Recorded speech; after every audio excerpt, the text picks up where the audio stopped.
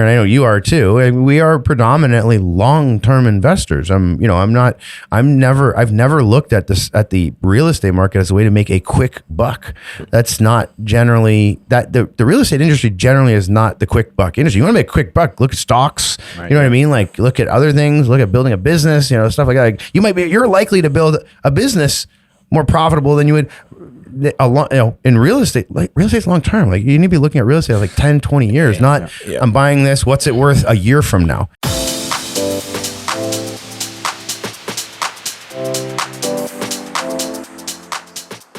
Dave Butler, we are live, brother. How you doing? I'm good, man. How about you? I'm good. Good to see you again. Yeah. Well, this is actually like you and I haven't seen each other physically for a long time. It's been a while. Well, the cottage, I guess. Yeah. Well, we saw each other last summer.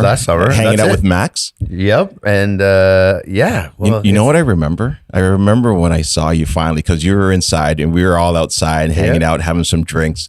And you finally came out and you go, Gary, God damn, I'm tired. Yeah, you don't. And you don't, as a first time father, you definitely don't ever know what's about to hit you, right? So, yeah, I think, and the crazy part is we got pretty lucky. Like Max was sleeping, other parents will hate me for this, of course, but like he was within I think 6 weeks, he was already like doing good 8 hours a night. Like, so it wasn't that bad. It's just like, sometimes you have to wake up, feed him, and that. So. But right. Yeah, you don't anticipate the tiredness and what they take out of you. You know what I mean? Obviously, the joy is the joy, which is the part that's the reward. But yeah, you don't ever anticipate. It's always every other parent, I'm sure, is like, yeah, that first one, it smacks you right in the face. It does. You can never truly prepare for it. Yeah, those first few months, man, they're tough. It's joyful as well too. But man, you're like, this kid just woke up again. Yeah, well, in this, you have like the whole thing. It's like for me, it was like a survival thing. It was like, he can't take care of himself. So you gotta like make sure he's taken care of. He's good. It was like this fatherly thing kicked in. But now it's fun now because now it's like starting to see his personality come out. Like now, like the baby face starts to turn from just because they all kind of look fairly the same when they're born, but now you're starting to see his face change and everything. And he's, it's funny. It's, and then you know what's crazy? You really start to learn about your baby when they're sick. When they're not sick, everything's all cool. But when they're sick, and then you start to really see their personality, like, oh, we're in trouble. He acts like me. I act when I have like a cold or something. I feel like it's like I've been poisoned or something. Like I go crazy. I'm always moaning and bitching. But you know what's incredible though is how dependent they are on you. Mm-hmm. Like think about it this way. Like when you watch like the National Geographics and that zebra comes out and it's like, hey, get up. You got to run right now because somebody wants to eat you. Okay, it's true. For your kids, it's like 30 years later, and you're still not sure if they got this shit figured out.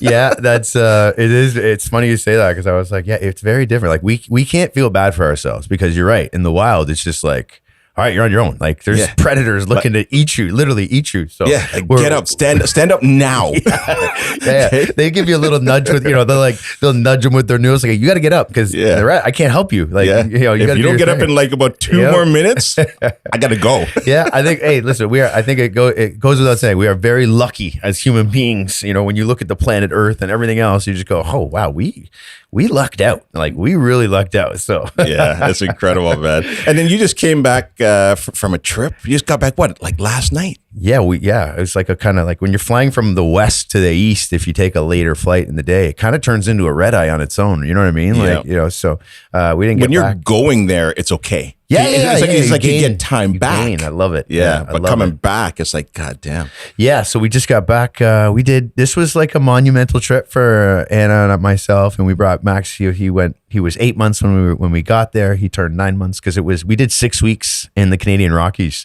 and because Anna loves to ski, she was pregnant last year, so she couldn't. I didn't obviously go snowboarding out because I didn't want to leave her during the break. I wanted her and I to stay tight. So we booked this crazy like 6 week trip. We were doing 4 weeks in Golden, BC, and we rode Kicking Horse Mountain, and then we did our final 2 weeks in Lake Louise.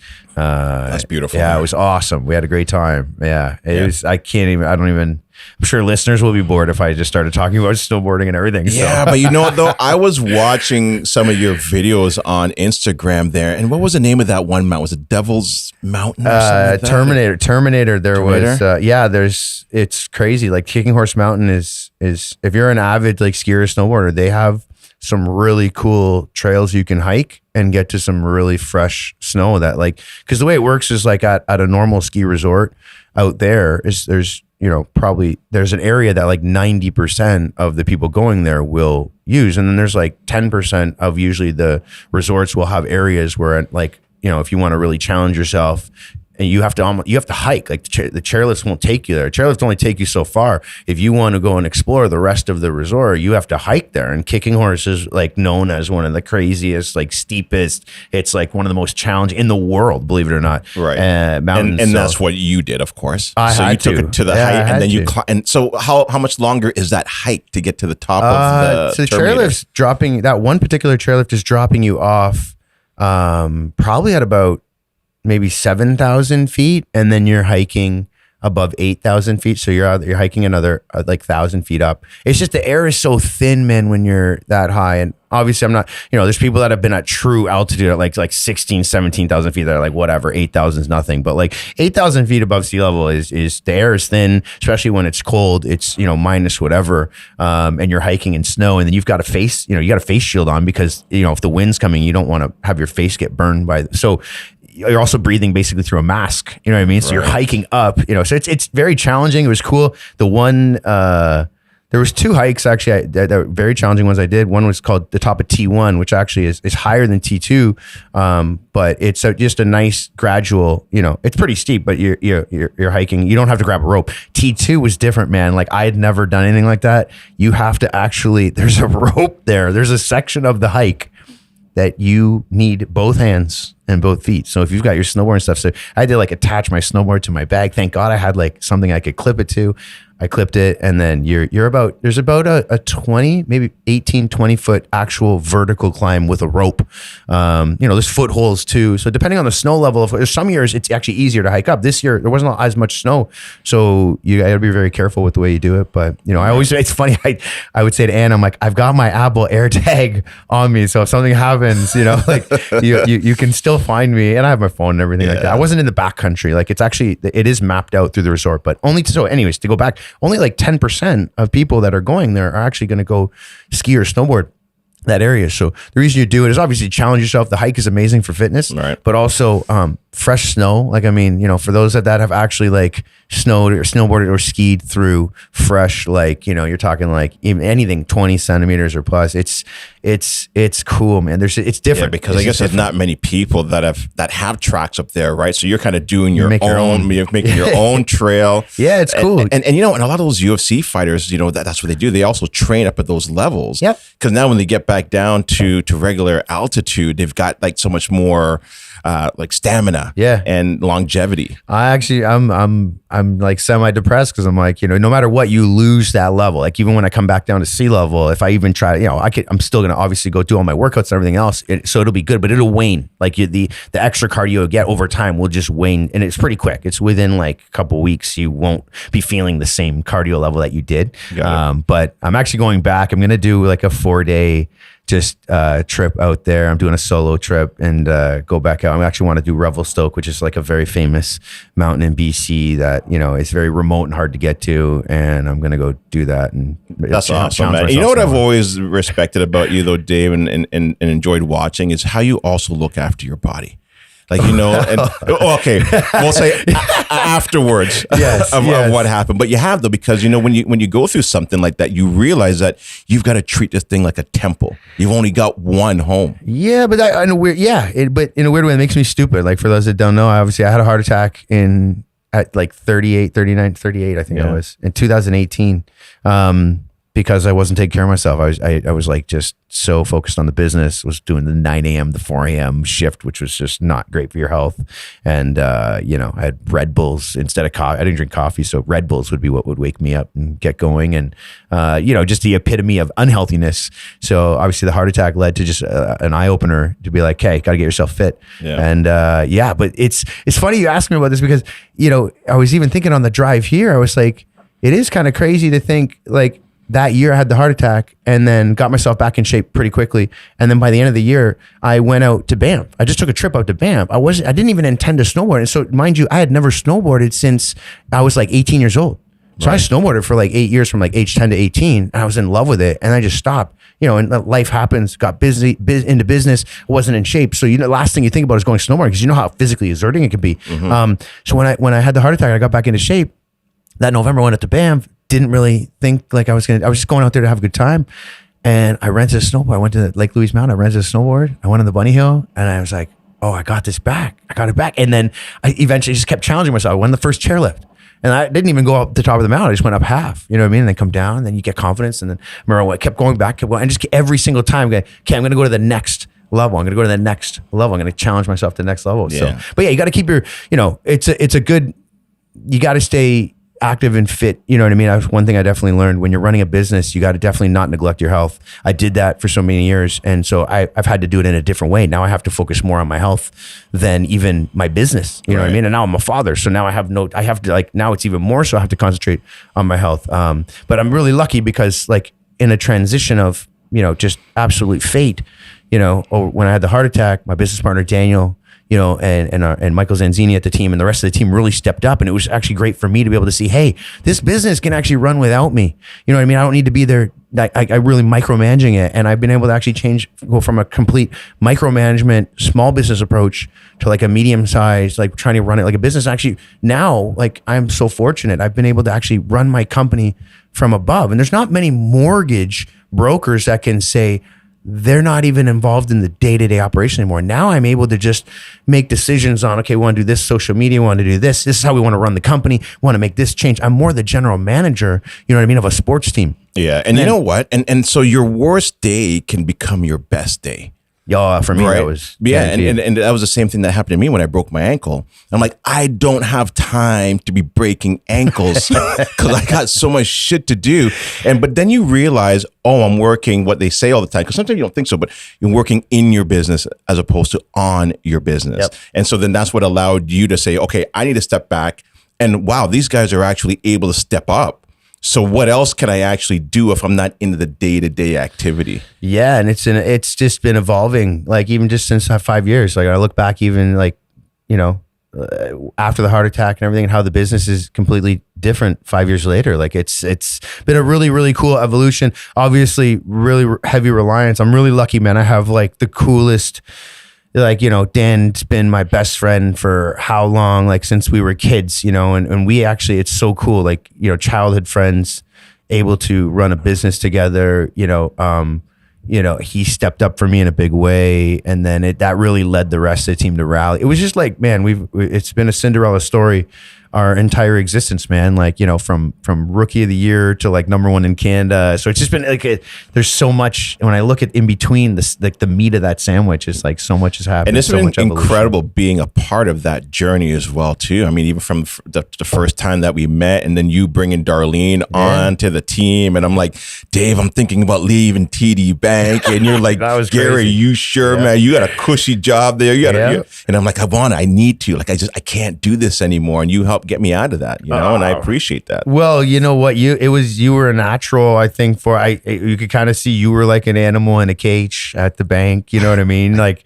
your mind just wasn't, your mind was just made for other things, right? I think, and now look, I mean, it's actually really cool to see because look at the evolution. Look at like I'm looking at a thing, Real Talk with Gary. I got a mug that says Real Talk with Gary, but I'm like, man, this is way to go, man. You went from working at the bank and it's seeing a different opportunity. You and Dar took that's a big, like people, it's tough. People don't understand the risk that takes, to actually leave that world where you are getting your paycheck and go where you now have to catch your own meat. I'm just saying like, to be honest or to be fair, there's been times in my career where I was like, man, I wish I was just, I just want someone to pay me. I don't want to have to fight for my meat anymore. There's time. So it's both, you win both ways, but it's just been cool to see the way you guys have also transitioned and even, you're not doing the same stuff you were doing when you first left TD and you started your business. Like you've been able to also put yourself in a different position within the business. So it's, and actually I see guys like you, and I've seen other people that we work with, and just watching their evolution has actually spawned and helped me, you know, cause I was always, you saw the way I was doing this before. It was like, I had to be the sales. I had to be the underwriting. I had to be everything because I felt like I needed the clients want my stamp on it, you know, but it was really cool to see when, you know, when I talk about the team stepping up, it was like, they really tried to do it the way that I was doing it as well, because we could see there was a success to it. And just, you know, it's so cool to watch all these people now being like, I want to do it the way you guys did. You and, you know, like people will say today, like, I want to do it the way you and Dave did at the start. And it's like, man, it's really cool to have people buy into the vision and see that we're doing things differently. And, you know, it's the growth part to me is so fun. Like I've had a blast, man. And it's been such an incredible journey, even though you look back and there are times you're like, man, I don't know if I can make this. Like, can I climb this hill? Yeah. And it's like ups and downs, and everybody thinks like, you know, they see it and all of a sudden like, well, Dave's an overnight success.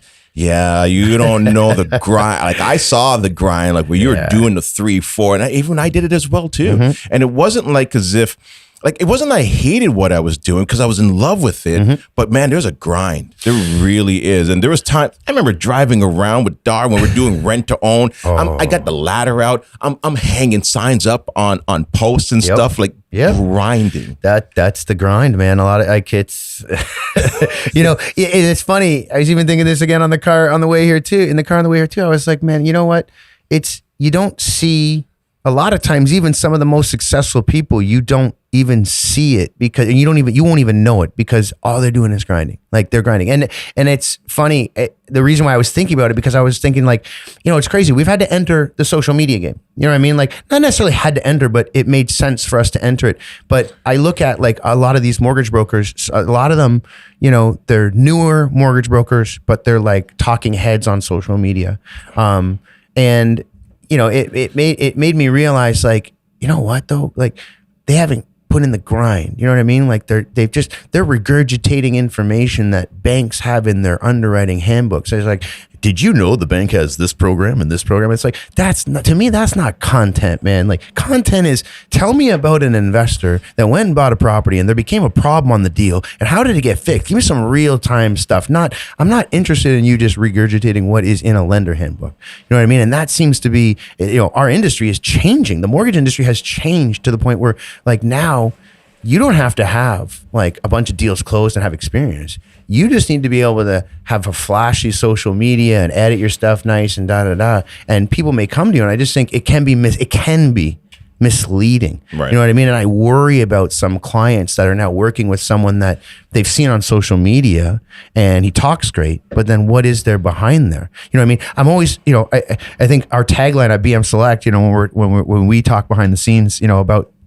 kind of the way the industry's going is we say, hey, look, if I'm a client, I think one of the most important things I need to do, I need to make sure that my mortgage broker has closed more deals than they have social media posts. Yes. Because if you have more social media posts than you've closed deals, that worries me for a consumer that is using this person under the illusion that, well, hey, they're on social media, they have a lot of followers, they must be, you know, someone that I should listen to. Right. You know what I mean? And that's a good point because, and Mr. Hummel, welcome to the conversation. What is going on? Yeah, but you know what? And that's a good point because you guys were doing so much work prior to last year, right?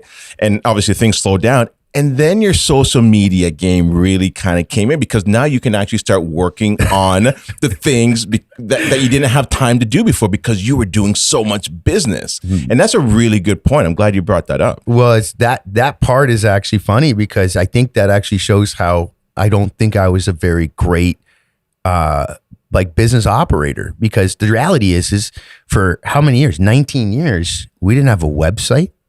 We didn't even attack our database. Like we never sent out emails, newsletters, anything like that. We didn't have no social media because legitimately we couldn't even handle the amount of deals that were coming in. Like people were working insane hours. Myself, I mean, I said I had a heart attack at 39 years old because I worked from 9 a.m. to 4 a.m. That's not a joke. Like that's what it took to get to this level. And I had other people within my organization also working insane hours, putting their health at risk, stuff like that. So, I mean, we didn't have all those things, and there was a reason for it. It wasn't that we didn't want it. Believe it or not, we actually had our website ready to go. We didn't launch it on purpose. For years, but because I didn't want more business, because we were honestly almost breaking at the seams. And when you're with us, I'm a referral only, like pretty much, like we don't market. Like prior to social media, we didn't market. Like we just, all the relationships we had made with all the different investment companies and investor focused agents like you guys and even other real estate agents, we were always just so busy, and we pride ourselves on providing a level of customer service. And I know if I'm in the referral game and I'm on the mortgage side, the last thing in the world you can have is that client going back to that person who referred the business to you and saying, man, I didn't like their service.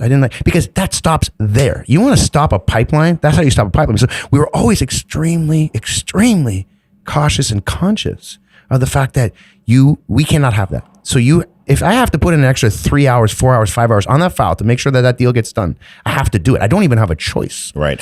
And so for anybody who's brand new, or they're a realtor or they're a mortgage agent, Dave just told you, listen, you don't need a website. You don't need social media. Like, get out there, do the work. You can, and because you should be doing that. And then that stuff can come later on, the technical stuff. Because some people, Dave, you see it all the time. They're working on their website for like 2-3 years. And they're getting like 1 or 2 leads coming in when they could have spent all that time talking to clients, learning their craft. And here's another thing as well too. So Chris and I and Quentin, we just actually, because we get coaching as well too from Kathleen Blatt. And so things slowed down for us, remember? And we went to the Niagara Falls event, and all these top agents are talking about ISA. I'm like, what the fuck is this ISA? And so they're like, you don't know what an ISA is? I'm like, no, inside sales agent. Oh, we never had one, right? And so like, well, how are you getting business? Well, people were just calling us. Right. Yep. We never had to really reach out to people. You guys are too busy. Right. And so now we're like, okay, now we have this opportunity. Let's hire somebody to kind of say, can you manage our database for us? Yeah, let's fill in the void, right? All those things that we should have done, but we couldn't do. Now it's like, okay, great, let's do it. Man, you guys, honestly though, you know what's spooky? You guys sound like us, because we were always like, when the market started to slow down, like at the beginning of last year, like first quarter, second quarter, we were like, yo, we can finally do the things that we've been dying to do, so that when the cycle does change back into what we know it will be over time, whatever that time is, we now have more things that are efficient. We have more operational ideas. We've implemented more things. So now we are able to be a better team. That was always like our thing. We actually really run our company like a sports organization. So we're always like, how can we be better next year? How can we do this? How can we do this? Like we're constantly goal setting. This was such an amazing time. Now, the crazy part is, some people might be making their changes now and they might not make it because like their business is going to suffer. You know what I mean? They're making the changes, but it's not going to make, some guys aren't even making any changes. They're just like, oh, I'm surprised the business is down. I'm just going to wait and see what happens. But the reality is we won't know how this all works out till finally it switches, and we're going to see who actually spent their time really fixing their business up and fixing and plugging some of the holes that were there. Because the reality is, I think we all can agree, it got so crazy there that you didn't actually have to operate on 100% efficiency to close your deal or to make it work, because the market was coming to us. Right. It was very different. But the reality is this is a great time for businesses to step back and actually reassess things that were also getting broken down. Like when the market was so superheated, we saw how many appraisal companies were taking 3-4 weeks to get appraisals done. Lawyers couldn't close deals. Like it started to break people. And what happens when that happens is you create a ton of bad habits within your business. So this was a great opportunity to get rid of some of those bad habits and implement new things that, so when it does get crazy busy again, whenever it does happen, we're ready for it. You know what I mean? I think that's definitely a big thing in the business side that we've focused on. And we're not looking at how bad it is now or whatever the situation is now. That's not, we don't care about the now. Right. We're looking at, okay, what are we going to do for the future and make sure that when it comes back again, because it is a cycle, when it comes back, are we going to be ready to go? Are we going to be ready to kill it? So here's what I want to do, right? So I want to get into the nitty gritty, the mortgages, what happened last year. I think I'm going to probably call this one the aftermath.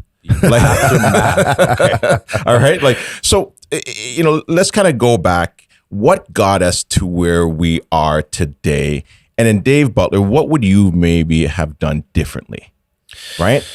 Yeah. I mean, yeah, what got us there? I mean, look, we've had fairly low interest rates, obviously, for, it's 2 decades of pretty consistent, rates under 5-6%. Things got a little crazy with when rates are in the 1s and 2s. It's just obvious demand is going to pick up. But we've also, I think we all know it's been well publicized. Like, we have a supply issue. So, low interest rates causes demand because now more people can afford homes, right? Because, hey, if the interest rate's 1% or 2%, I can actually afford now this home that I couldn't afford before. Okay, so now demand is flying, but supply, basically, as demand rose, supply didn't go anywhere. And then you got immigration, I think, we're going to end up seeing, almost a million new people when you include the people from Ukraine and all, where they got they need a place to live. You know what I mean? And again, I think this is like, anyone listening to this and be like, okay, whatever, supply demand, we get it. But it really is, when we talk about how do we get here, this is economics. Like, if you're an investor, you got to respect the economic factors that are at play here. Low interest rates, high immigration, supply, whereas the constraints on building homes is so crazy for these builders. And now, like, just the amount of people that got their hands in there, government wise, the red tape, it's not easy. So, that was a humongous recipe for where we got to. But, I think if you look back, like some people, I always go back to 2018, 2019, because, we had a big run up in 16 and 17 that, a lot of people will say was predominantly started through foreign investment.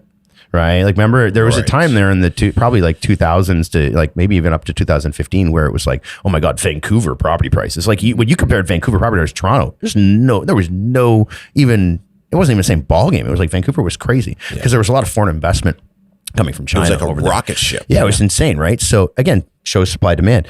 Here, obviously, they ended up putting in that foreign buyer's tax, and we saw that really did. Yeah, and then there was also at the same time, remember the mortgage rule changes in 2016. So we saw the market start to get it started to go a little parabolic in 2016, 17. But then the mortgage rule changes had a huge effect, and then the ban on foreign investment had a huge effect, right? Or it wasn't a ban; it was just a tax, right? Yeah. So now we saw a bit of a cooling off, but that cooling off led into 18 and 19. A lot of people don't realize this. Did you know that in 2018 and a portion of 2019, interest rates for a 5-year fix were in and around 3.99, some even over 4%? A lot of people don't realize. And guess what? If you go and you look at the stats, there's no one that's sitting there going, oh my God, 2018, 19, it was a famine. No. Real estate agents were pretty busy. Yeah. Mortgage brokers, we were busy. Like, we didn't notice like a massive like drop off from 16, 17 to 18, 19. And those interest rates were still fairly high. So it goes to show there is a lot of health in the industry when you've got interest rates in the 4s, even about above 4.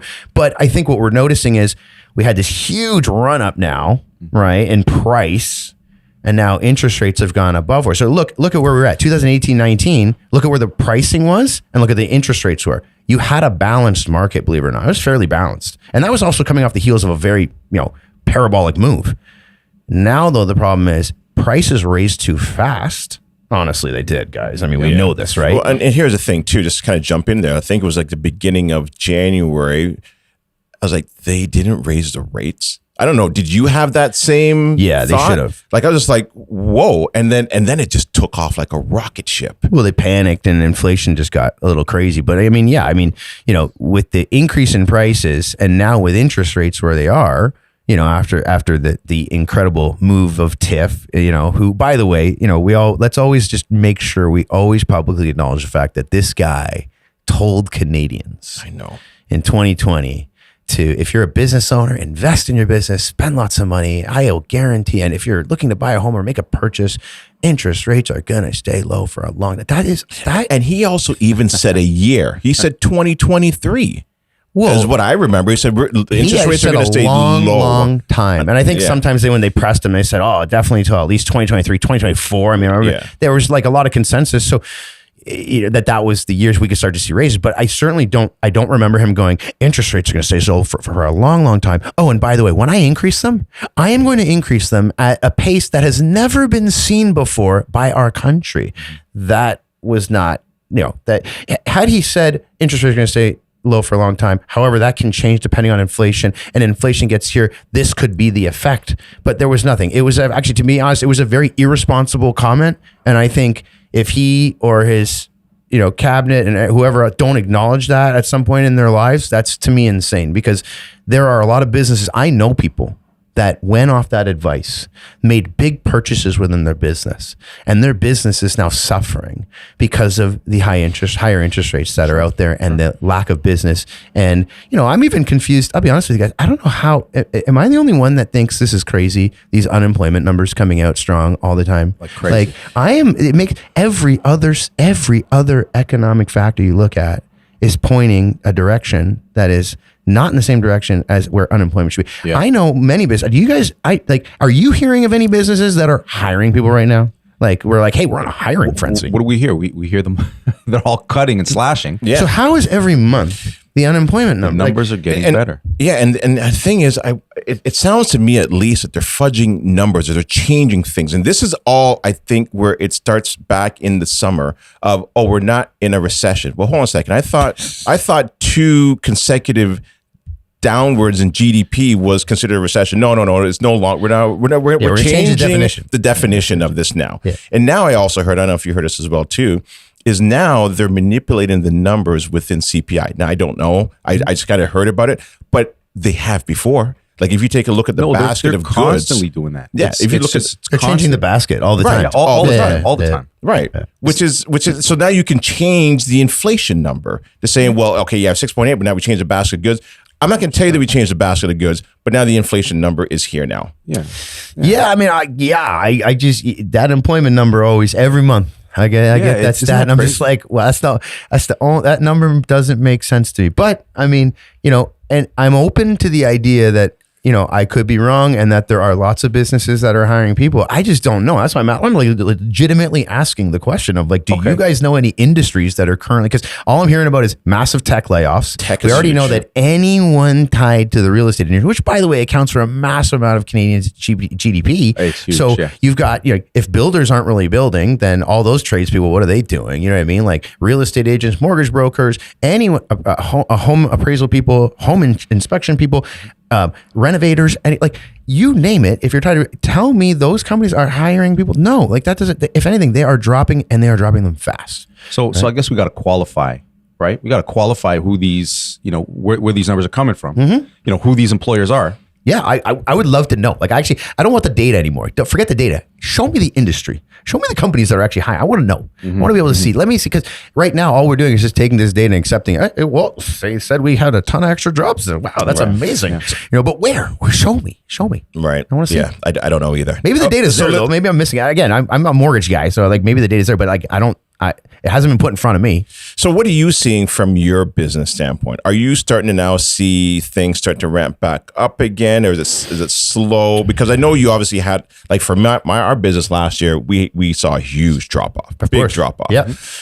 We're starting to see some things come back now. Are you seeing that as well too? What are you experiencing? So it's an absolute monumental shift when we look at the numbers, and it's an interesting shift. It's like we get reports every week of, week to week. We have a week to week comparison, not just week to week, but we have like this week last year. Okay, we had many applications, this many purchase agreements came in. Like we keep that much data. Purchase agreements are obviously down, like massive, right? I think that goes without saying. What's been interesting is that at least in the last like month, probably even 2 months, maybe take away obviously the 2 weeks there for Christmas, because it's just always throws the data off. Right. There has been consistent interest in getting applications done, meaning like we are actually still sending out almost some weeks the same amount of applications we did during the madness. We're even doing client updates. We have a thing called client update, meaning like a past client will come back to us and say, hey, I want to get pre-approved. So that's different than a new application, right? We count that differently. Those are also rivaling the year. Yeah. So the activity is high. Like when I talk to like my underwriting manager, Lorenzo, and I talk to Dan, like Dan says, I'm super busy. Mike, our other sales guy, super busy. Lorenzo, underwriting, super busy. It's a ton of pre-approvals. And maybe that just might be us, because obviously we're investor focused and we're more real estate agent focused. So we're really tied more to what the real estate agents are doing. But the interest is there. The demand is there. It's in terms of getting approved and wanting to be in the market. The demand of wanting to be in the market is there. but the market now has to come back. We're in a disconnect right now, right? I mean, the market and the demand, we're in an area that's weird because supply constraints are also now, where it's just, we're in this gray area that something has to move first. Either prices have to come down a lot more to meet the demand level, or interest rates come down, where then demand and supply will naturally hit a kind of equilibrium, and we'll see some movement. But yeah, it's the interest is there. I mean, that's the thing. And I think a lot of people are now smart. I think, to be honest, a lot of people are super educated compared to the late 80s, early 90s real estate crash. I think a lot of people, then sentiment got so bad, and there wasn't a lot of information flow like the internet. There weren't a lot of coaches and stuff putting out information. So the buy the dip and all that stuff didn't exist back then. You know what I mean? It was a very small amount of people, and you wouldn't hear about it because the technology just wasn't there where our information spans so far. But now you see people that are just like, yep, waiting on the sidelines. So the analogy is then, like, people are loading their guns. Yes. They're putting their fingers on the trigger. They're just not pulling it yet. Yep. Is that a fair analysis? Okay. So they're there. They want to do it. To just, the prices aren't where it needs to be. Well, yeah. And think about also, like, on our side with the mortgages, refinance. Like there's a whole other, like, people are sitting on the sidelines waiting to refinance. Like, who wants to refinance at 6.7%? You know what I mean? So there's, it's interesting as a mortgage company.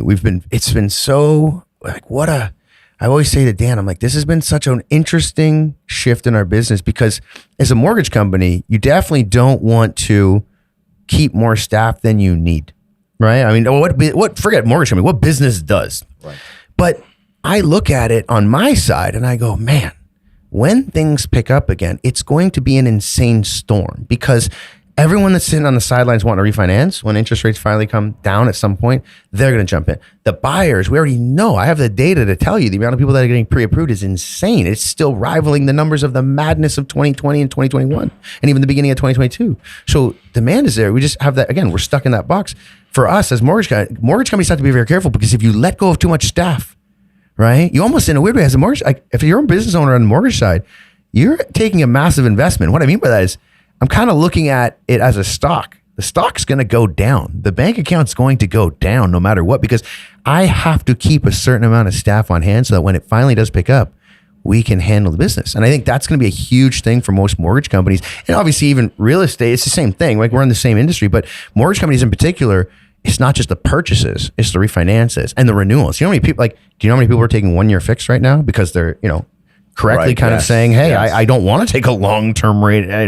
The smart money says for me to take a short-term rate. So there's going to be all that too. So when you say smart money, let's talk about that. And when you say smart money, what are you looking at when you say smart money? Are you looking at the bonds, the 5-year bonds, the yields? Yeah, how are you determining that? Well, you have to look at the yields. I mean, there's a combination of looking at the yields, and then you have to also take everything that the Bank of Canada says. It's a weird game because, the bond market's going to move.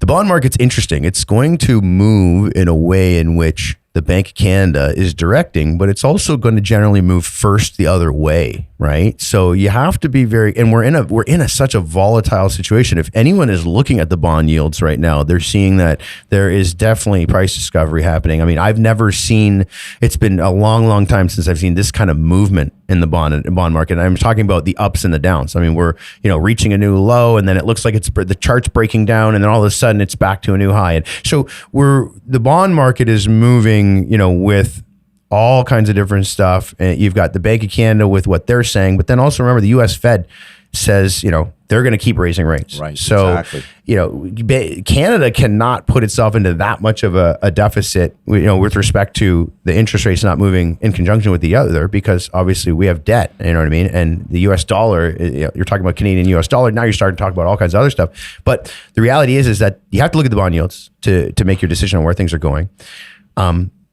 It has at times appeared that the bond market has been saying, look, we don't believe the Bank of Canada is going to be able to stand put for very long. And so then you start to see the bond market, the bond yields starting to move in the opposite direction. And for those that don't know, the bond yields are tied to fixed rate mortgages. The Bank of Canada is the one that determines the variable rate. Of course, the Bank of Canada can say, I'm going to move rates up. And then the bond market, where the fixed rates come from, will move up in conjunction, because they generally move up in the same way. But we have had, if you go and look at the charts, the bond market is all over the place. No one right now can seem to predict what's going to happen, because there's those that say, hey, with this stop in interest rates, if inflation, starts to, its deceleration starts to slow down, we start to see it level off, they're going to have to raise rates again, but then there's also those that you'll talk to that'll say no chance. And there's smart people that are saying no chance inflation can come back up. With the interest rates where they are now, the data in the next 3, 4, 5, 6 months is going to be devastating, and then that's why some people are saying the Bank of Canada is going to have to backtrack, because the reality is interest rates moving, and a lot of the data that comes out, it's a lot more devastating higher interest rates over a longer period of time. Now, Dave, when you say that they're going to have to backtrack, you're talking about lower the interest rates, right? Yeah, we're talking about the classic pivot. That's what we hear about. And so in Canada. However, though, you just also mentioned that in the Feds, they're going to continue, maybe, obviously, to raise their rates. Can that happen?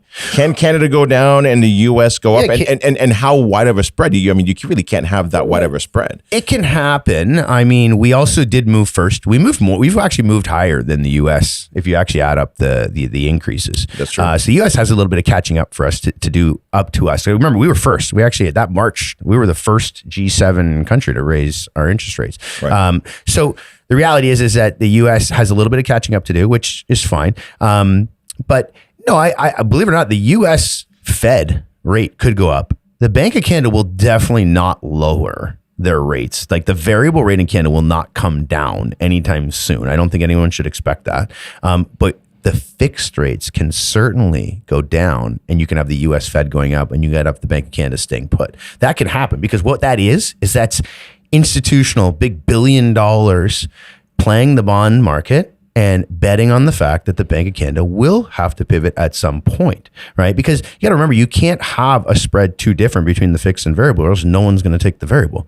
Like right now, the variable rate is actually higher than the fixed. Where are we right now in rates? We're in the 5s and 6s, which is, and the crazy part is the whole mortgage world has changed, because an insured mortgage gets a much, that's a mortgage when you're buying a property at less than 20% down, gets a much better interest rate because it's insured.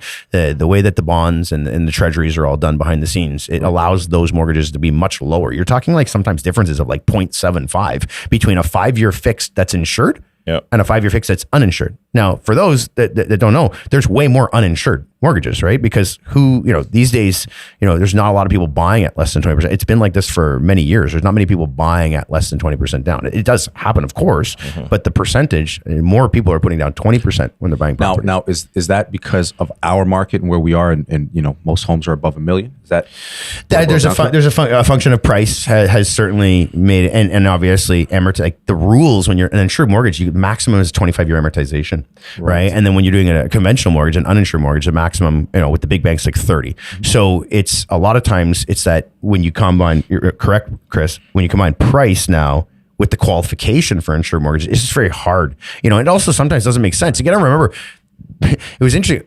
It's a coincidence that the last like 3-4 years, insured mortgages have shrank so much. It's because we had such a price run up that everyone who was going to go get an insured mortgage would just go to their mom and dad and be like, "Mom, Dad, your house has gone up in value so much money. Would you spare me $75,000 so I can now take my insured mortgage and turn it into an uninsured mortgage? And now I can get a 30-year amortization. It's just gonna be so much more affordable, right? So, and there's nothing wrong with that. That's actually very cool for parents to do that. I'm just saying, but that was a huge factor in the market change as well, why there's not so many insured mortgages. So qualification, there was just more money readily available for people to help their children out and other people out. So that's kind of how we got to that level. But yeah, I mean, where interest rates are, we're in the 5s and 6s, and those are not favorable with the pricing that we have. And I think we've all seen the charts of the disconnect between, housing affordability and the prices of homes. So that's, I think we need to see that come back in line at some point. But, it's... And the other thing as well, too, is like when you're talking about the affordability, like I know when we bought our first home, I think my income to the price of the home was maybe around 2 to 3 times. Mm-hmm.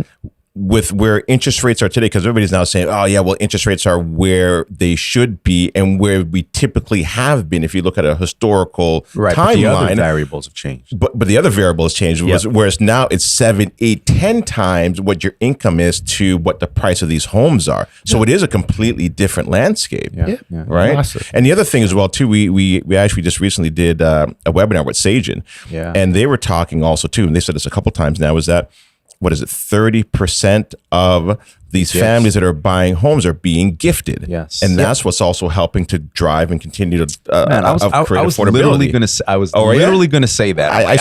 I can read your brain. Yeah, man. you can see it, right? You see it, right? Right. Well, remember all the talk. There was like for the last couple of years, it was all that they said the bank of mom and dad.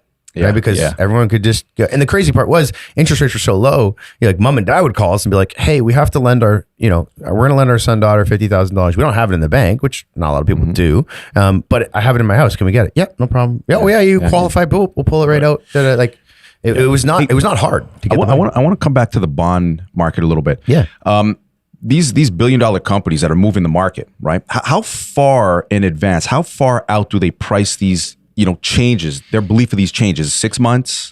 Well, maybe? It's funny. It's a great question, actually, because every thesis of these companies is different. Some are taking 6-month approaches. Some are taking 1-year approaches. And that's where you're seeing the volatility, because it's funny. Yeah.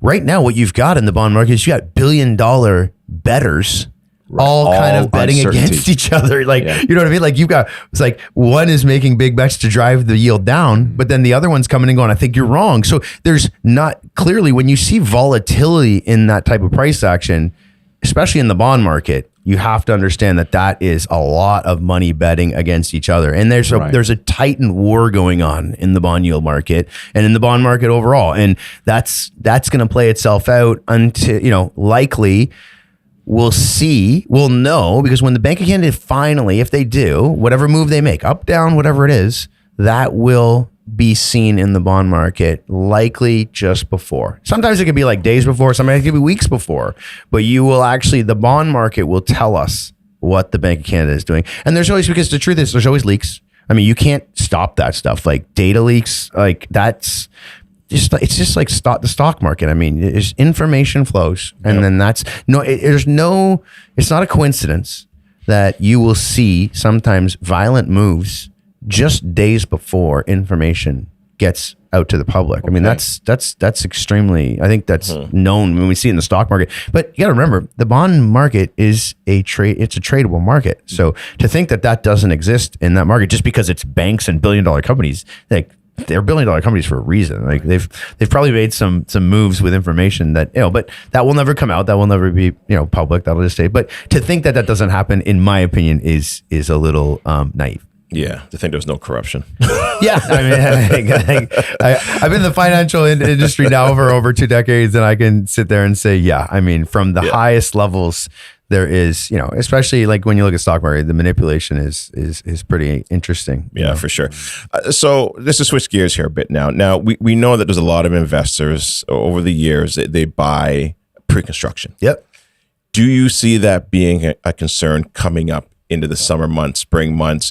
Number one. Number two, to add on to that, people that have mortgages coming up for renewal. So do you see, because right now, at least we're seeing in the market some multiple offers that are happening because there's low inventory. Yep. So I'm thinking out loud, that we might see a little bit of an uptick, and then I think we might go back down again as more inventory comes. Like, what are your thoughts? Because I mean, you obviously have clients that have done some pre-construction. They're coming to you for mortgages. They bought it for X amount. It might be underwater now. Yeah. What are your thoughts on that? The 2016-17 thing is kind of playing out again, but this time it'll probably be a little bit more vicious. The 16-17, run up, we had the same issue. All of a sudden in, parts of 17 and in 18, people are coming to us with new constructions that they may have just, that were only like 2 years old. And so then their price was at the height of the market, and price had come down, but not necessarily because of interest rates. I mean, we're in a whole different ballgame here, because interest rates was not a factor then. So the factor then was they qualified for the mortgage. They could afford the payments, but the appraisal value was coming in lighter than the purchase price. And sometimes that's hard to tell a client, like, hey, you got to come up with $70,000 difference, because the appraisal's like, they can't. And then so that caused some people to not be able to close, and there became that supply re-entered the market. What's different this time is that you have the same issue with price, right? Potentially appraisals are not going to come out because of depending on the time that the person had purchased the property. But now interest rates have now made it not affordable potentially for you. So that's where I think you've got the similar thing playing out, but you have a little extra spice on it. And that's the interest rates and affordability not being there. And that could be. I mean, there's, as long as you can weather the storm and you can get in, if you can qualify for the mortgage, and if you are short and you can get in, obviously close your deal, because we know, I don't want to say we know, but as an investor, my thesis is I'm a big bull on real estate long term, especially in Canada with the immigration and everything else, supply demand issues. If you're not thinking you're in bull in that situation, I think it's foolish almost. Like the thesis makes a lot of sense. But if you can't close, you know what I mean? If you have an issue there, you really need to reach out to the right people to see if you can get help. There may be someone that you get to help, you get it off your plate, assign it over. I mean, there will be some hurt. I mean, there's no question, but I also think though that hurt is going to be only experienced by people that bought at the height of the market. And with that, there's lessons there. I think that, whenever I've lost money on something, I don't sit there and go, oh, I lost money. Oh, it's terrible. I go, what's the lesson? And then I make sure, like in my future investor life, that I don't make those same mistakes. And so, for some people might say, well, I had to buy the new construction because I felt like I had to buy it. I was being priced out of the market, but that's fine. But the lesson still is there, that when the euphoria and the mania is there, sometimes maybe pull back, you know what I mean? Don't necessarily get so caught up in that. But I mean, when you talk about stuff like that, though, that's also, I call that short-term, investing. Like that's, if you're buying a new construction and you're buying it as an investor, that is a risk that you have to look at. So, you need to, maybe that might be a lesson for them to look and reassess. Do I look at that, or do I go for more long-term stuff? Because I'm sitting here, and I know you are too. And we are predominantly long-term investors. I've never looked at the real estate market as a way to make a quick buck. That's not generally that the real estate industry generally is not the quick buck industry. You want to make a quick buck, look at stocks, right. You know what I mean? Like look at other things, look at building a business, stuff like that. Like you're likely to build a business more profitable than you would in real estate. Like real estate's long term. Like you need to be looking at real estate like 10, 20 years, I'm buying this, what's it worth a year from now? Yeah. That's, to me, if you're in real estate and you're thinking like that, that's actually like, I think you're in the dangerous part of real estate. And if that's the case, then I'm just saying that was your risk reward profile and you took that risk. Right. And you know what? In the last 2 to 3 years during lockdown, and everybody's on social media, and now they're seeing everybody get into real estate investing, and they're like, oh my God, I can do a perfect BRRRR. I can pull all my money out and I can just keep doing it and doing it and doing it over and over and over again. Not realizing that you're right. It's like, you got to look at this long term. And listen, and I'll share this with anybody that's listening, is that last year I took a look at my red line and I'm like, okay, I'm good. I'm locking in. Yeah. Whether it's wrong or it's right, there's other things that I'm also doing as well too. And I know it's long term, and I'm not focused on appreciation. I'm focused on the cash flow. Yep. And then I'll take the appreciation when I can get it. Because 5 years from now, hey, okay, now I could do this. I can do higher and best use. I can maybe convert that to a tune, and I can put a garden suite in the back. But don't think about, well, where's it going to be a year from now? That's the wrong way to look at real estate. You know what I'm hearing from him right now? Yeah, that's called strategy. That's called putting together a game plan. You know what I mean? Like that to me is investing. Like, I mean, I don't see that's. You're not investing if you're an investor and you're going to buy a new construction because your idea is that when it comes due, it's going to be worth more. When it finally comes ready to purchase, it's going to be worth more, and I can maybe sell it off.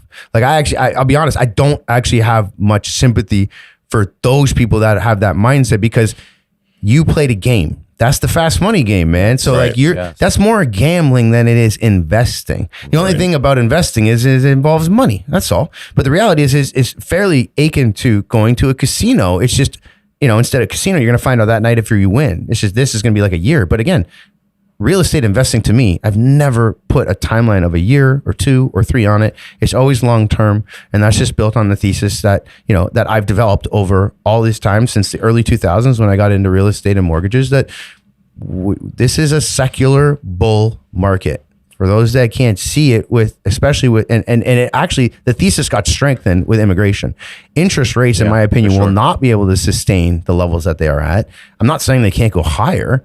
I'm just saying that over time, if I'm a long-term investor, I know over time that the interest rates will be in a level that will be comfortable for my investments, right? And I'm very confident in that. There's going to be some rough times. As an investor, you need to be able to wade and get yourself through these times. Like, I look at it as a cycle. I think it's stupid to not look at it as, look, we had a great run, okay? If you're an investor, if you were a long-term real estate investor, we've had a fantastic run, okay? There's nothing wrong with the pullback. It's quite you need sentiment sometimes to get from euphoric stages, get back down and get into a point where you can see new investment opportunities. And I think that's what we're getting into. I'm not necessarily knowing if the time is now, but I think it's smart as an investor to appreciate the fact that you will go through highs and you will go through lows. The goal for an investor should be that when you go through the lows, you need to survive the lows, right? What do they always say in the stock market? They say, don't panic sell. If you believe in your thesis, don't panic sell, because what happens is you don't look at price, right? If I buy a stock and I buy that stock at a certain price, and then in the stock, but I buy that stock for a reason. I say, I'm going to buy the stock because I believe in this, and this. So that's the reason why I'm going to invest in it. And the price action, though, is not going in the direction that I want. That you don't just give up your thesis because the price action is not moving in the direction you want at the time that you want, right? If I know long-term this is going to be good, I can't just panic when it's not going in the right way. I'm a long-term investor, right? So when people are like, oh my God, I'm having such a hard time, I totally understand that part, but mentally, this should be, you need to look at this as an opportunity. You also need to look at this as part of your investor road. There's no investor, none. I'm sorry, there's not. That's gonna say to you, yeah, I got in at the perfect time and I stayed in it forever and I've just done, it's just been every profit every year. That does not happen, man. You have to be able to ride the lows out. And I think that's where investing to me is like, this is a battlefield, okay? Like if it was easy, everyone would do it. So when the tough times come, make sure you prepare yourself. Make sure you're mentally in a position where you can ride it out, where you can, if you're in a good position, look for opportunities, but don't panic sell just off emotion. If your finances and whatever are saying you have to sell, that's different. But emotion, do not let that get. And I'm seeing a lot of emotion. I'll be honest with you. But the reality is this. I'll be honest. The emotion is from the people that were heavily investing only in the last 3-4 years. Right. That's where most of the emotion. If you talk to an investor that's been heavy into real estate for the last 20 years, 15 years, even 10 years, they're not emotional. They're looking and saying, would have been nice if I sold that one at that time. But they're not, they're going, hey, I'm still good, man. I'm good on this investment. Yep. It's only the people in the last 3-4 years that just got into it. But I'm not sitting here shitting on them. I mean, I feel for them because some of them may have only got into it because their friend told them to, or they watched their friend make money and now they want to do it. Well, guess what, guys? That's sadly not a great investment thesis. Yeah, and you're right. And you said it before, like that's a good learning lesson. It is. For anybody who survives this, or if they get hurt from this, if they get back into the game, what a great lesson that you've learned that you can now teach to new investors that are coming in game. Because like I look at some of the properties that I bought 10 years ago, even for you, Chris, I'm sure you did the same thing. And I'm like, okay, I need to protect that asset. Lock it in. I'm good. I'm good. I don't need, because they're like, yeah, but Gary, the rates are going to go back down. But what if they don't? So you made it on your personal. See, that's the thing. I like what you do there because you took a situation. You analyzed all your situation yourself. You didn't let all the other stuff come in. You actually analyzed yourself and said, this is comfortable for me. That to me is solid investing. I'll be honest. Like someone might sit there and go, well, that was stupid. Gary locked in and then rates went down. No, but it's a game plan. I respect following a game plan. I actually like when you're investing, the stuff that I like, when I have a client come to me, and they're like, yeah, I'm looking at getting into this. And they present to me, like, they'll be like, this is what I want to do over the next 5 to 10 years. I've actually, you know what? I have mortgage brokers that have told me, oh, I hate dealing with those clients. Because now I got to spend a lot of time with them. I'm like, yo, I love those. That's my favorite. The fun part to mortgages for me is doing the long-term planning. And then 10 years from now being like, see, we did it. Because those are the best stories. Guess what? I'll be doing that guy's kids' mortgages for the rest of my career. His kids, his friends' mortgages, because I guided them the right way. I stuck around the whole way, and we were there, and we did it all together over a long period of time. Those are how you actually build real relationships with your clients. Stuff like that. And that's why, like, sometimes people say, "Well, Dave, you always shit on these new, mortgage agents and stuff." And it's not that I shit on them. I just like, I run a business completely different, man. Mine's not based off a relationship. Like mine's based on like, I'm working with people. I'm going to be working with you for the next like 5, 10, 15, 20 years. Like that's whether you work with me or not, that's your call. But like, that's my approach. So I'm not looking at 1 year from now, 2 years from now. I'm looking at how am I building this overall? And a lot of times, you guys have seen it. Like we're doing their mortgages for their kids and stuff because they trust us with it, and they trust that we are there long term. You're not sending me your kid if I'm some fast money mortgage broker. You know what I mean? Like you're sending me your kid, and that's, to be honest, those are some of the coolest referrals I get. You know what I mean? I love, obviously when you guys send me the referrals, don't get me wrong, I love the referrals. I love it. But it's a really cool feeling when the dad who's your client, your client, sends an email and he sees his kid on. And he's like, Johnny, You're working with Dave. He's the Right. best in the That's what it business. is. He took care of me and your mom. He helped us out when we needed it. And those those are the ones I'm like, yes, I love that. So how does a new guy come into the market, right? Because Yeah. you got a lot of referrals, right? A lot of people that love what you're doing. How does somebody new come in? Well, I think you got to kind of take a page out of my playbook when I started, because when I started, I was in my early 20s. I didn't have no real estate agents, work with, but I realized real estate agents, if you're in mortgages, real estate agents, you need to be working. Lifeline. You have to, you know what I mean? But I had a very interesting mindset about it at the time, because I'm in my early 20s. So I'm young. I don't have a lot of expenses. And I had built up some money from a little business I had run as a kid and all kinds of little stuff like that. So I had a different approach to it. I said, look, I'm going to go out and try to meet with real estate agents, and I'm going to really pitch myself. But the reality is I haven't closed a lot of deals, man. Like, I'm new. How do I? Yeah, and who are you? I already have, about 3 or 4 other, brokers I work with. Yeah, exactly. How do you separate yourself? Yeah. So I focused a lot about my youth. I focused on, you got to take advantage of the fact that, if they're working with someone, there could be a staleness in that relationship. But that is where obviously your salesmanship, your class, that's going to shine through. And that's going to be a big thing. If you can't win over a real estate agent with your attitude and with them believing in you, then you're dead anyway. But what I thought was really cool was that I took a lot of that money that I had saved up, and even the commissions that I had maybe coming in, and I spent it on, back then, you're talking like 20 years ago, on classifieds ads in the Toronto Star and all the different newspapers as a mortgage guy, because and I would offer at the time there was 0% down, and the internet wasn't that big in the early 2000s. It wasn't anywhere near what it was today. You didn't use it for marketing. There wasn't even, not many people were even on the internet at the time. Right. So the newspapers was where a lot of people were going. So classifieds ads, putting out 0 down, do you have debt, stuff like that. Because guess what? It's not that I wanted to make money off those deals that I did, but how can I go to a real estate agent and tell them I'm really good at what I do, but I don't know how to do, I don't do deals. So my whole thing was, I had just a weird mindset. I was like, I need to spend money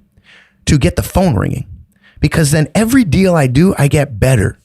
And then every time I go to a new real estate agent, I'm going with a little bit more cockiness, a little bit more confidence, because I actually know my craft, right? I think it's different. Like, there's a lot of these guys on social media right now, they're brand new agents, but they're just focusing on social media. And it's like, listen, you need to figure out a way to get deals so that you get more deals underneath you, so you get more situations. And if you're not, why not go and run practice deals, right? If I was a new agent, I would actually go to another agent that I know does business and try to form a relationship where I say, look, my relationship with you is, whatever you can get from me, you let me know, but I just want you to run through deals and how you got them done. Because as a mortgage broker, if you're just a talking head, I'm sorry, you're not a mortgage broker. Okay. If you're just a guy that can recite, information that's in a bank lender handbook about the programs, that's not providing value. If you want to provide value to your clients, you want to get better, and you want to be able to go to real estate agents and have that chest out, which is really what's going to likely get that. If you come in all meager to a real estate, like, hey, can I work on your files? I want to, because you're not confident what you do, they're never going to work with you. So I just knew I had to build my confidence by doing deals. So I spent a lot of my investment money, on investing in my own self and my business. But it wasn't, my whole first year, every commission I got, I put right back into marketing, right back in, so that I could, the next year, I would be able to do more deals. Because I knew over time, if I just go long on this industry, there will become a time where I will hit, say, 30 years old. And I will have closed more deals than a mortgage broker that's 60 years old and been doing this for 30 years. And guess what? To me, it's about deals, my man. It's not about how many years you've been doing. You've been doing something for 30 years, but you closed only 1,000 deals. How does that make you better than me if I've been doing it for 10 years and I closed 1,000 deals? To me, I'm like, yo, I beat you, first of all. And second of all, I have the same experience as you. Forget years. Years to me, it's a foolish, data point. It's how many deals have you closed? Because as a client, I want to know if you've closed more deals, you've seen more stuff, you've been able to help more people, right? You have true, real experience, right? But if you just say, I've been doing it for 30 years, what is that? That means nothing. Right. If you've been doing it for 20 years, but you've been doing it at the highest level, you've been closing more deals than anyone else, no one else can say that they've closed more deals than you. Like, I can sit here and I think I can confidently say there is no one in the last 20 years, right? Other than maybe guys that run different types of models, but actual true mortgage brokers that have closed the same amount of deals as me that I've seen, I've personally been involved in, I've underwritten, I've closed them. That to me is completely different, right? Can I summarize that by saying make the phone ring. Make the phone ring, talk to people, get more confident. And that is how you're going to build your business. It's about, like, even for us, like, we would do these events and talk to people and do these events and talk to people and do more advertising and you just keep, and the more you talk to somebody and more people, there's only so many questions and so many different ways they can phrase it that now you can have that confidence, what you're saying, to be able to answer them like, wow, this guy knows his shit or she knows her shit, because you're talking to so many people. Well, I don't think, honestly, the other thing too is, I don't think, like, maybe it's just me, but like, I would sit there in my own head and pretend I got a client like in front of me, and I would just talk, and I would, and people might be listening and be like, okay, that's certifiably crazy, but it's like, yeah, but you know what? Just role play, That's how am I, if I don't have deals to do, what am I going to do? Just sit there and just post on social media stuff that's providing no value? No, I would rather take that social media time I just spent, and I'd rather talk to myself and pretend I got a client in front of me and actually try to make myself better as a mortgage agent. I would actually go and start doing more research on underwriting and play around. The other thing too, I was a big nerd. If you're underwriting a mortgage, I would go in to our application system and set up dummy mortgages and just start moving income numbers around and see how how it affected the ratios and stuff like that. Yo, I don't think these guys are doing that. I really don't believe they're doing that. I believe they're spending a lot of time on social media just promoting themselves, but they're not actually figuring out how to become a better mortgage agent. And that's huge, man. Like, but I also look back and I'm like, but that's the difference between winners and losers. Yeah. That is a difference. Yeah. You know, one of the things that I used to do as an agent as well, I still am an agent, but I don't do as much deals as I used to back in the days. But I would, anytime I was working with a client, okay, I wouldn't wait for them to say, hey, I like this property, let's go out and see it. We would go and look at properties. Remember, I even showed you this as well too. And then we didn't see anything we like. Okay, we're going out next Tuesday. Yeah, but Gabe, what if there's no deal or homes to look at? It doesn't matter. No. We're booking Tuesday, 4 o'clock, and we're going out because a deal might come up Tuesday at 4 o'clock. We're going out. And I just kept on.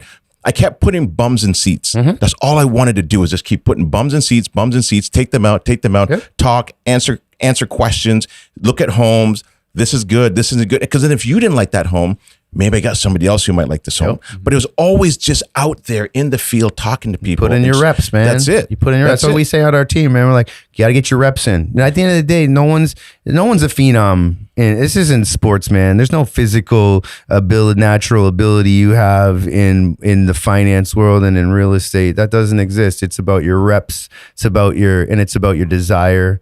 And it's about your want and everything. It's just about it's about like, and doing more than the next guy. I mean, I don't know. I have a sickness and I'm like, is that guy doing more than us? Like, if he's doing more than us, we got to beat him, man. Like, I just can't think the other way. I don't have it in me. There's something I'm just wired wrong, I guess, because it's just a sickness. But I think over time it proves to be a winning strategy with respect to that. But, you know, to be fair, I also go back to the heart attack and things like that. And I'm like, well, look, there was all those were learning lessons, you know what I mean? And that's got me also to where I am today with more of a balance in my professional life and my personal life. So, you know, I think that comes into it as well. And who knows? I mean, there's so many factors, you know, that are part of evolutions over time. But we're seeing it. I mean, we are in the middle of a real estate change and evolution, a new part of the cycle, and it's causing a lot of people to panic. But I would really try to say to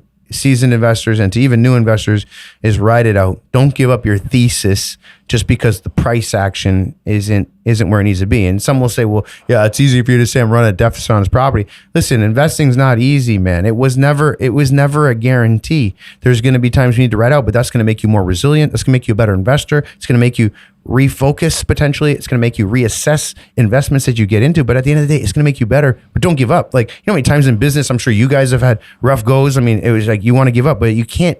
Investing's the same. You got to treat it like a business. Don't give up if you don't have to. Don't make an emotional decision either. I think it's investing is about data and numbers. You know what I mean? And predictions and theses. And so I think you stick to that. You got to take emotion out of it. If anyone can take anything from this, try to take the emotion out of it, because the worst decisions I think I've ever seen investors make, whether it's stocks or real estate or anything, is emotional decisions. Yeah. You know what? I'm excited about what's happening and where things may potentially go, because this is just another pivot and adapt.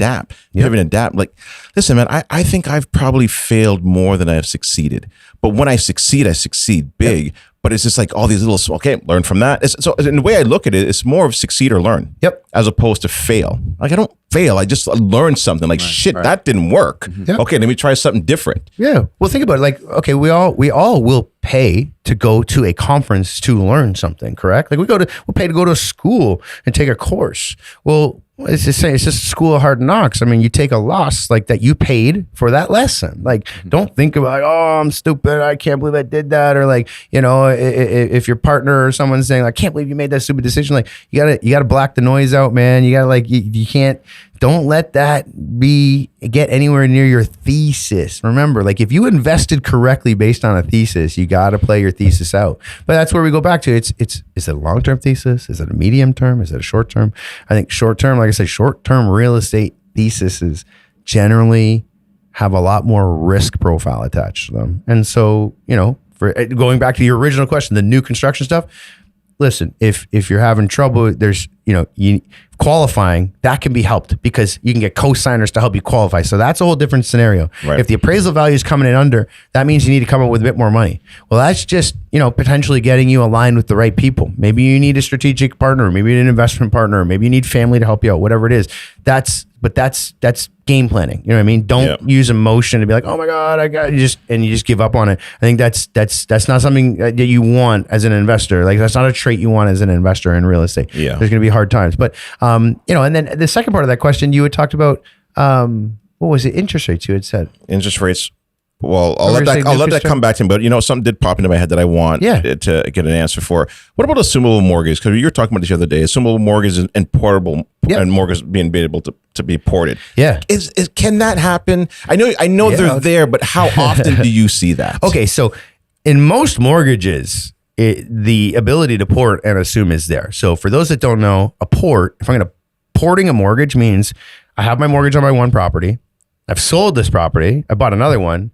I just want to move my mortgage over. Like I don't require any changes to the mortgage. I can actually pay, believe it or not, you can pay it down. And the reason why somebody would want to do this is because they've got like a 1.5 or 2%. So they don't want to lose that rate. Maybe you have a great rate. Maybe you don't, maybe there's a situation where, you don't qualify in a certain way with another lender. So you're kind of forced to stay with this lender. And sometimes it just makes sense. Hey, I don't want to pay my penalty. Like it doesn't always have to be rate, but a lot of times rate is the predominant factor that is going to cause someone to want to port their mortgage.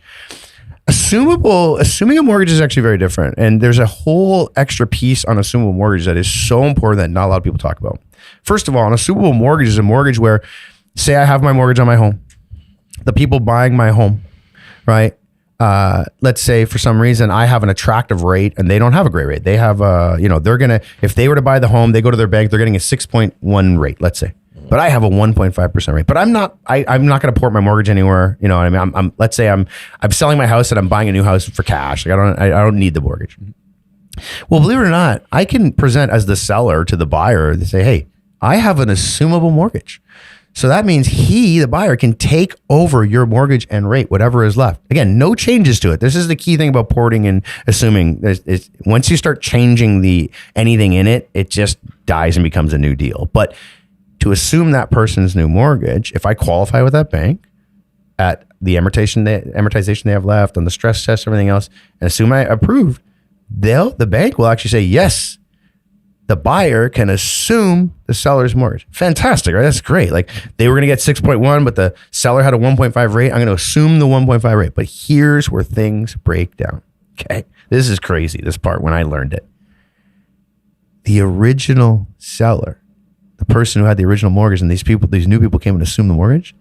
If those people that assumed the mortgage failed to make the payments, the original mortgage person, the person that had the original mortgage is on the hook for the mortgage. That is wild. How messed up is that? I didn't know that. Yeah, man. It's crazy. Like, honestly, because it sounds so good. You're like, yeah, the bank will be like, oh, yeah, you can assume this. You can port the mortgage. Oh, we have all these things. We actually read the fine print, man. Because I actually had it happen. Like early in my career, I had someone like, interest rates were quite volatile at certain points in the early part of my career.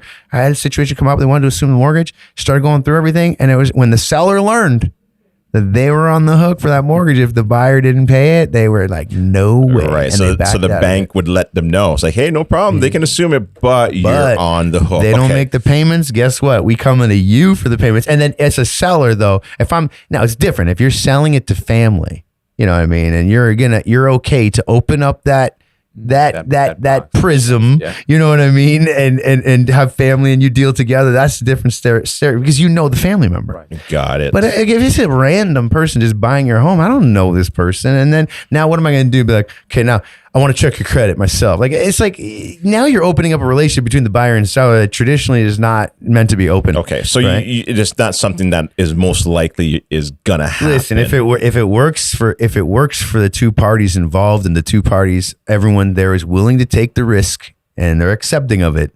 But I just don't see what is the reward there for the seller. The only reward there is to be like, somehow I'd have to be like, all right, you want to assume my mortgage?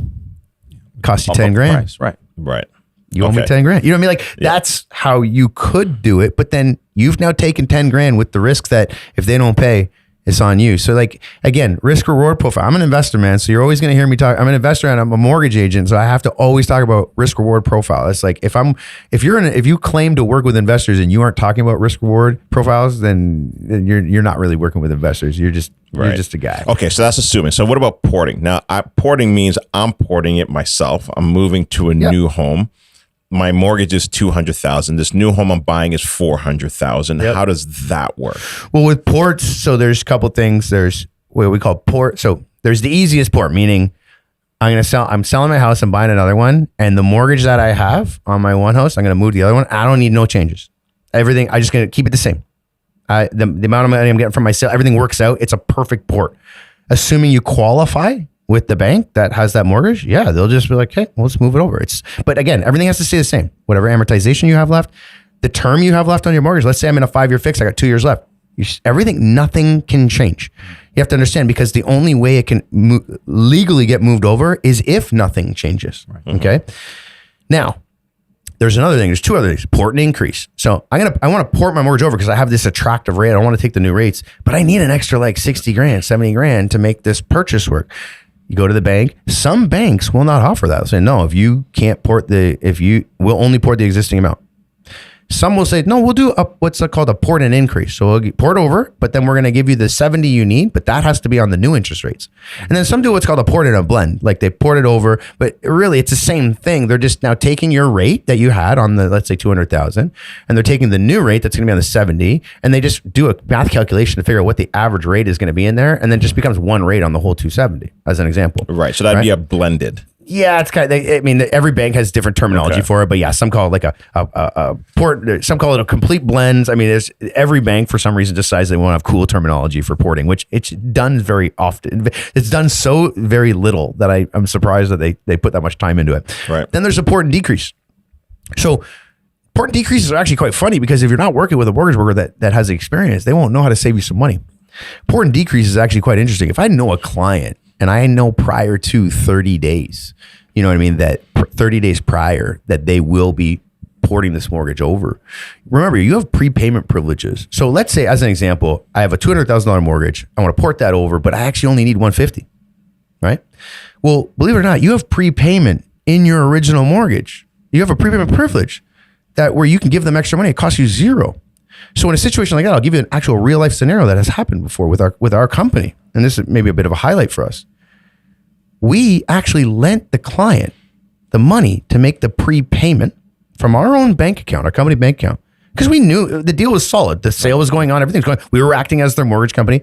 Like, everything was fine. So I took the risk, and I came up with the strategy and said, hey, we can prepay a certain amount of money, right? Because the way it works is, if you port and decrease, I take that 200,000, I go to the bank and I say, we only want to move 150. The bank goes, okay, that's fine. We'll move the 150, but you have to pay a penalty on the 50 that you're prepaying.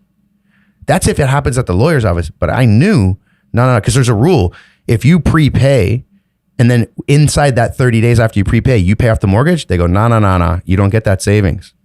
Right? The banks kind of know this little trick. But if I know prior to the 30 days what's going to happen, so we We lent them the money. We knew it was like a 75-day closing. Right. We lent them the money. Or I don't remember the now amount. It might have been 60, whatever, $1,000.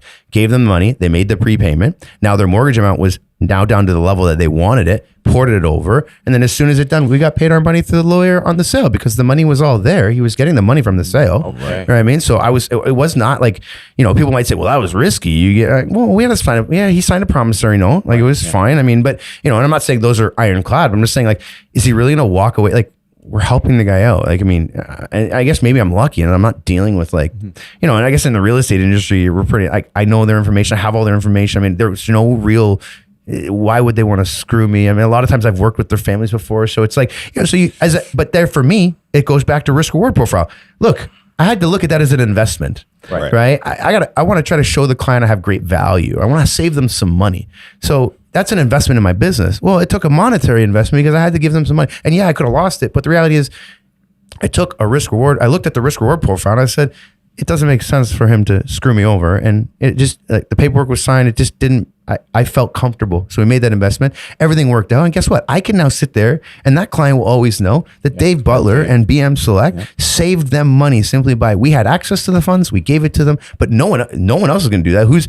You think their bank's going to do that? No, bank's not going to be like, we'll lend you money so you can save money on our penalty. Like, no, that doesn't happen.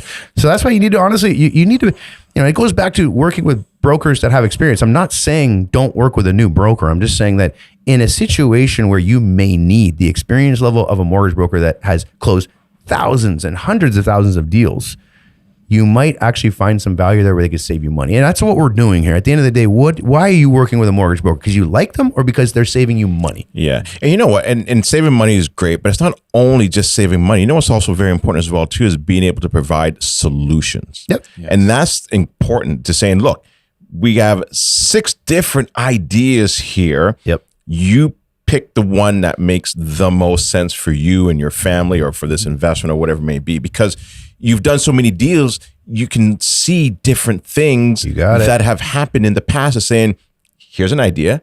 Oh, I never thought about that. It's guidance, right? Just guidance. Exactly. Well, you've seen more. I always say like, okay, like if I had to call a plumber into my house, and I have 2 options. One is the guy's been doing it for 20 years. The other guy's been doing it for 1 year.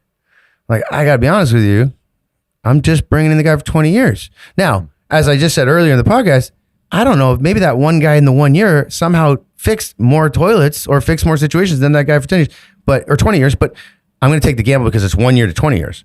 You know what I mean? But as that number gets closer, let's say I have one plumber for 15 years, the other one for 10 years, and of course I'm taking out reviews and all that stuff. I'm just talking about experience level. Maybe now I'm going to find out more information. I'm going to maybe assess the situation more to find out who might be the better person. But when there's such a wide gap, it just makes sense that in times like this, especially, when I think people and Canadians need as much guidance, true guidance as possible, you probably want to work with people that have seen more solutions come up, have made more situations become whole that maybe were broken down. I mean, I could tell, I'm telling you guys straight, last year, I would say there was a good, probably for a couple months there, 10% of the deals that we were doing in a couple of those months in like August, September, and October, we got simply because of other mortgage brokers not doing the right thing. Really? They couldn't manage the deal. And the renewal stuff was crazy. We would have clients that they're talking to some newer mortgage broker that's saying, yeah, I think it's smart. You should lock in on a 5-year fix at like 5.89. And I'm looking at the chart of interest rates over the last 20 years. And I'm going, I don't know if locking into a 5-year fix is smart. This 5.89 rate that we're seeing right now is actually, it's rivaling the highest I've seen the rate only one other time in Canada in 20 years. Personally, for me as a data guy, it makes more sense for me to play that as a short-term angle. And that's why I think we at BM Select, I honestly think we were one of the first to start going, 1 year makes the most sense. 1 year makes the most sense. I did all of a sudden, then months later, everyone's talking about the 1 year and how that's the right move. But the reality is we saw the writing on the wall. Like 5-year fix was not something that you want to lock into when it's on a violent turn upwards. Yeah, but my understanding is that's where you make the most money. Right? Isn't the 5-year fix? There you go. Yeah. Isn't that what it is? Well, there you go. So imagine now how many people were coming back because the 5-year fix. So the way it works is in mortgages is quite simple. 1 year pays a certain amount. The bank will pay a certain amount. Right. 2 year pays a certain amount. Now, don't get me wrong. The 5-year fix, I will say, in fairness to the 5-year fix as the product, it is the most sought after product because truly, when you look at the spread between the yield on the 5-year compared to and the pricing on it compared to the yields, the bank actually makes the least amount on the 5-year. So for me, I call that value, right? But the reality is now you have to line up. Does value line up with the client's needs? Yes. Right. And to me, okay, a lot of brokers, in my opinion, were just kind of naturally just always push the 5-year. Like when you talk to a lot of brokers, like sometimes the 5-year is the only product they know. You know what I mean? They don't. You ask them like, "What's your 2-year?" Like, let me get back to you. Like, how are you? Come on, man. Like, how are you just pigeonholing yourself into one particular product rate? If the market is set up that is not appealing to your client or should not be appealing to your client, why are you not going and learning all the other products that might be available to your client? So for us, the amount of deals we were getting, from banks. It negates the fact that you need to push the 5-year. Correct. Right? To me, I always say, if you want to figure out who you want to work with as a mortgage broker, figure out if they're providing you value back, right? The reality is for a 5-year fix, it's going to pay the broker a certain amount. If it makes more sense to go with the 1-year fix and your broker is still telling you the 5-year fix might be a good option, guess what? They're doing it because they're getting money for it. And if we're on the topic of money and we're, as I say, and it's funny because I just cut like a little tips video that we're going to put on our social media, but I didn't know this is how much of and we were talking about this before, Gary. I was like, I live in such a bubble, man. I live in such a bubble, a BM Select bubble where we're just so busy all the time. I don't pay attention to a lot of what other mortgage brokers do. Did you know that it finally dawned on me, and Dan, literally, Dan would always actually tell me this before. He'd be like, I think, other brokers don't pay for appraisals. And I was like, man, that's crazy. What do you mean? No way. How do other brokers make the client pay for the appraisal? What do you mean it just dawned on you? I swear to God, that's how much of a hole I've been in. I literally, from the start of my career, always said, because the banks, if someone walks into an RBC and they go do a mortgage with RBC sends an appraisal, RBC pays for the appraisal. Right. So when I started in the business, to me, I was just like, okay, I can't have a client leave me because I'm not covering their appraisal costs. I'm going to get them a better deal, but then they're going to leave because of an appraisal cost being covered. I'm like, I'm going to run my business where that is just an expense that my business covers. So unbeknownst to me, honestly, this is how much of a bubble I live in. Other brokers don't do this. Dan's telling me oh yeah, we go to conferences, other brokers don't clients tell us, no, that we had to pay for our own appraisal. Last year, we paid $317,000 in clients' appraisals. Wow. We will reimburse up to $425 back to any if we get your mortgage through an A-rated bank, like a bank or a monoline, we will 100% reimburse up to $425. And most appraisals only cost about $420 anyway. Right. So we just make sure we're mostly covering what it is. Sometimes if it's out rural, it'll cost more because there's travel time, and obviously we'll cover with an exception. But the reality is we have a nice policy. We'll cover up to $420. I ended up running the numbers. I had my accountant run the numbers for me. Do you know that since the beginning of our career, Dan and I have paid out over $3 million in appraisals.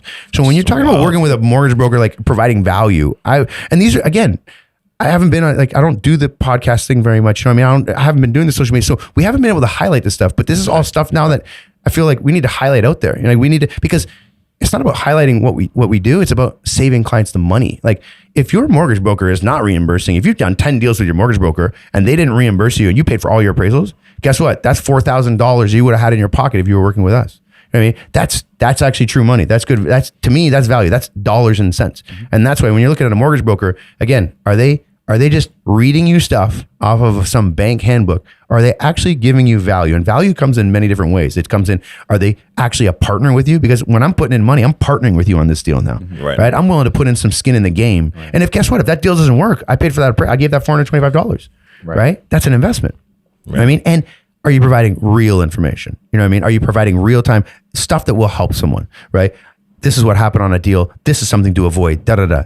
That's, if you're just reading bank material, all you are is a book reader. Right. Yeah. That's all you are. You're a relationship builder is what you're doing, right? And that's what you're doing. You're building relationships with your clients because you want long-term, it's longevity, right? Because listen, the best business that you can build is when you enjoy working with your clients, and then your clients now say, you got to go and work with Dave. You got to go work with Dan. You got to go work with Mike. But that's why you don't have a website.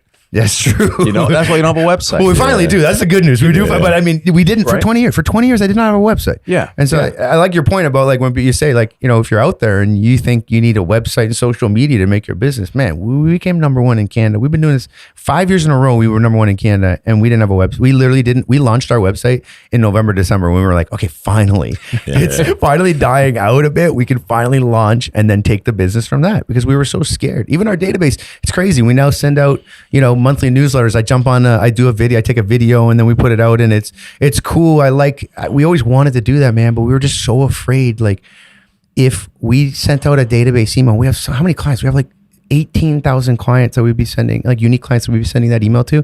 The amount of business that would drum up would just shut us down, man. And then the problem is now the deals you're sending me, the client that you just sent me, Gary, or you just sent me, Chris, that I'm working with to close their deal, something's going weary because we overloaded our system with too many leads and I don't have people to be able to handle it. And then guess what? That first complaint comes and then you ain't going to want to send me no business again because you're only as good as your last deal. And that's a big thing that we preach to the team too. Like when we try to get our team in the right mindset, we're like, look, we have very good partners we work with and they are very loyal partners. And we appreciate that. All our people that we work with that we've built up over the last 20 years, but you're only as good as your last deal. Yep. You screw up a deal for one of these people, there's nothing saying that they have to continue to use us.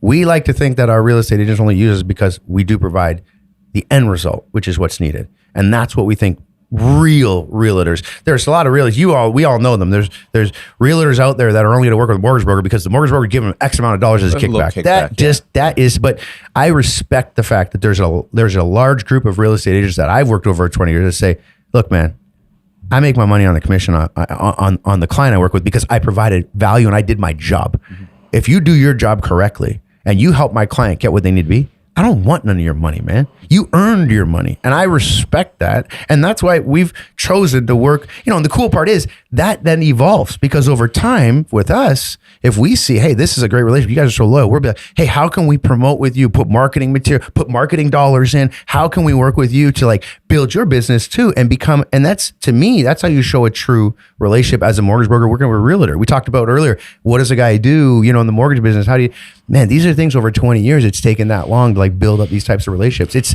It's not a short game. Like it takes time for sure. Dave, listen, man, we are pushing, I think, like an hour and a half, brother. We can just keep going and going and going. Listen, it really informative. I always enjoy sitting down and spending time with you. I don't know if you have any final questions or, maybe even just a last piece of advice that you can share with, I would say, somebody who's listening to this and they're nervous with what's happening. They don't know what is lying ahead for the future. What do you do? You know what? I got something that I got from an unlikely source, right? And I think this is because there's a lot of fear still in the market, right? A lot of guys just are gun shy right now. We just talked about that. But 50, 50, right? Mm-hmm. All right, our guy 50, right? So 50 he says, you know what? I've never seen anybody leave Vegas excited who didn't put money on the table, right? So what he said was, he says, listen, I do, I put a lot of money in, right? And I have a lot of wins and I have a lot of losses. You just don't happen to see my losses. Yep. Right? But when I put the money down, even though there are more losses than wins, the wins are so great that they make up for all of those losses. Yep. Right? Yep. Mm-hmm. So for me, I'm thinking about it as, he's so right, man. You can't win unless you put chips on the table. Yep. Right. You got to be prepared to lose some of them too. And you got to be prepared to lose. Yeah. I mean, absolutely. Look, here's my advice, and then I want you to close it off, is that I'm telling you right now, if anybody buys an investment property this year, what are we in 2023? In 2033, I guarantee they're not going to be upset. Yeah. Yes. Right? Yes. I'll put money on that. Yep. I can almost take that to the bank. Mm-hmm. Right? So don't play that short term. Don't play the short term game. Anyways, Dave. No, we're all gonna have the same kind of type of advice. Mine is don't panic, man. Mine is don't let emotion. We talked about on the podcast. Don't let emotion drive your investment decisions. That is a mistake. Seasoned investors will tell you that's a mistake. Treat it like a business. Try to take the emotion out of it. Game plan. keep on with your thesis. There are times you might need to reevaluate your thesis, but if you are bullish on Canadian real estate, and you're looking at, the supply demand situation we have, I'm pretty certain that over the long term, you will do well, but you got to take bumps and bruises. I mean, you can't get good at anything, without taking some bumps and bruises. So, that's my best advice is don't panic. Be prepared for what I call paper losses. Cause as long as you don't sell your home, right. And if you wait it out, don't sell if the property is at a level that you're not happy with, wait for it to come to you and try to survive. And more importantly, if you need, help, reach out to people, that might be able to help you. Honestly, don't sit there by yourself. If you're an investor in this game or even just a home buyer, there's lots of people that can help you. Make sure you weed through, the many that are out there. But if you find the right one, I think you get some good help and some good motivation and someone that'll talk you off a ledge, maybe. Yeah, for sure. Great advice. And anytime somebody comes over to us and they want to get into real estate investing, we sit down with them, have a conversation. I say, okay, now the next step is contact BM Select. Thank you. Well, what about the next step? Don't worry about the next step. just let's step one step at a time. We got to figure out if you can buy, and then can we have a good plan for you? You know what I mean? Hey, listen, our favorite emails are emails back to you guys going, hey, great news. We met with the client. They have a great situation set up. Let's start them off slow. And I will say this. I appreciate your guys' approach. You guys have always been we have some clients that, they come in, they're like, well, I'll buy 10 properties right away. And you guys will even slow them down and be like, yo, we got to take this one step at a time. I don't want you taking on too much because that's also a way to screw up as an investor. But you guys are preaching that because you've learned from your own lessons. And I think that's very, very cool. That's a great way to really, narrow down the people that you want to work with because, you guys, the stuff you guys do, and we're very proud to work with you guys, but more importantly, I really love your guys' approach to it. Calm, cool investing. And you guys have been very vocal about making sure people don't get in over their heads. And that's huge. It's not a lot of investment clubs or even people that pretend to be, investor specialists that are actually really looking out for the clients. And you guys do that. So I really appreciate that. Our team appreciates working with you guys, man. It's awesome. Listen, I appreciate that. And listen, and we will sometimes sacrifice transactions because we want a better, stronger community. And we want everybody to grow together, do well together. Mm-hmm. And listen, and I enjoy those mini vacations, man. Those mini retirements, man. I need that. I love it. I ain't trying to be the biggest and baddest, but I want to have a lot of fun and help people build their wealth. And I'm doing that alongside with you. So Dave, thank you so much for all your guidance and help over the years. We're going to continue to keep doing this. And Chris, of course, yours as well too. And thank you. Awesome. Thanks, guys. This was cool. All right, brother.